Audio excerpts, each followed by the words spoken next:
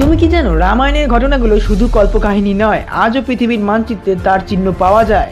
অনেকে ভাবে রামায়ণ মানেই শুধু পৌরাণিক গল্প, কিন্তু প্রশ্ন হলো তাহলে এত জায়গার নাম কেন পাওয়া যায়? লঙ্কা কি সত্যি শ্রীলঙ্কা? অনেকে মনে করেন রাবণের লঙ্কা বর্তমান শ্রীলঙ্কা, কারণ সেতু নির্মাণের প্রমাণ পাওয়া যায় ভারতের দক্ষিণে। রাম সেতু কি এখনো দৃশ্যমান? ভারতের রামেশ্বরম থেকে শ্রীলঙ্কা পর্যন্ত সমুদ্রের নিচে পাথরের সারি, যা পরিচিত রাম সেতু নামে। দণ্ডকারণ্য কি আসলেই ছিল? বর্তমান ছত্তিশগড়, ওড়িশা ও মহারাষ্ট্রের জঙ্গল অঞ্চলকে অনেকেই প্রাচীন দণ্ডকারণ্য বলে চিহ্নিত করেন। তাহলে কিষ্কিন্ধা কোথায়? বর্তমান কর্ণাটকের হাম্পি অঞ্চলকে বানরাজ সুগ্রীবের রাজ্য বলে মনে করা হয়। অযোধ্যা কি আজও আছে? রামচন্দ্রের জন্মভূমি হিসাবে পরিচিত অযোধ্যা আজও উত্তরপ্রদেশে অবস্থিত।